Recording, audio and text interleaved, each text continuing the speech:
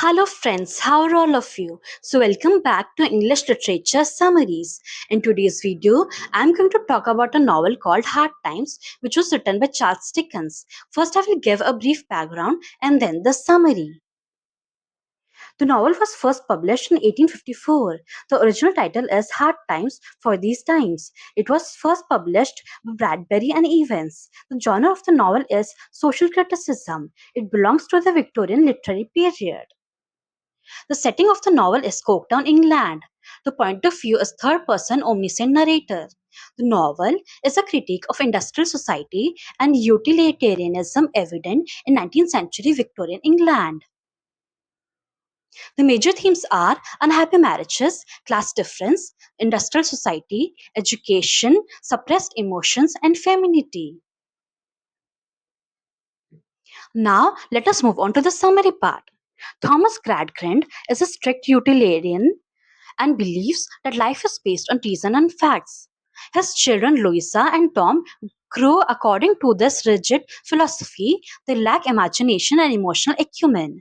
Gradgrind is close to Josiah Bounderby, who is a wealthy factory owner. He self-praises himself as a self-made man and supports Gradgrind in his hard beliefs and facts.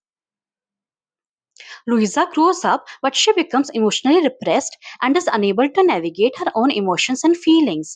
On the other hand, Tom grows up being selfish and irresponsible.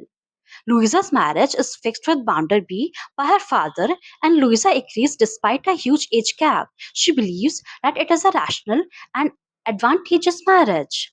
A life of the working class is represented by Stephen Blackpool, who is a honest factory worker. He is caged in a disastrous marriage as his wife is alcoholic and he cannot afford a divorce. He refuses to become a part of a trade union as his moral beliefs does not allow him to do so. He becomes isolated and eventually he is fired from his job. Another important character is Sissy Jupe, daughter of a circus performer. Sissy is full of imagination, love, and compassion. She is taken in by Gradgrind after she is abandoned by her father. Although she does not possess much of formal education, but her emotional intelligence allows her to thrive in the Gradgrind household. She has a positive influence on Louisa and is a symbol of sympathy and kindness. Tom begins his job at Bounderby's bank, but soon he indulges himself in gambling and falls in debt. He robs the bank and Stephen is framed from the crime. Stephen is forced to flee the city.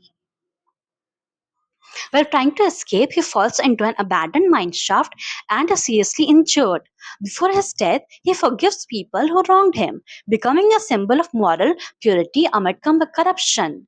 Eventually, Louisa's marriage collapses and she becomes emotionally weak after realizing Bounderby's selfish motives. She almost runs away with James Harthouse, a shrewd aristocrat who seduces her out of boredom.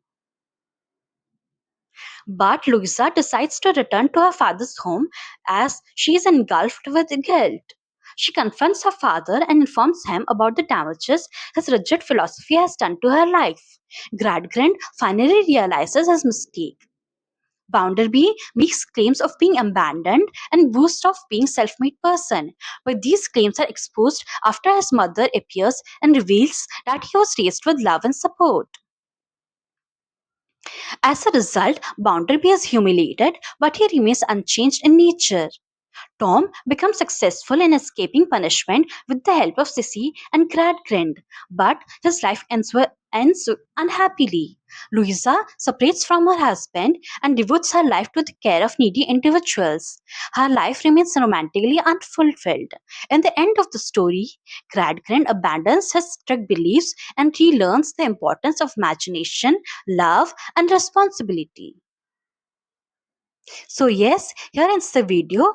If you like the summary, then don't forget to like, subscribe and share. Thanks for watching.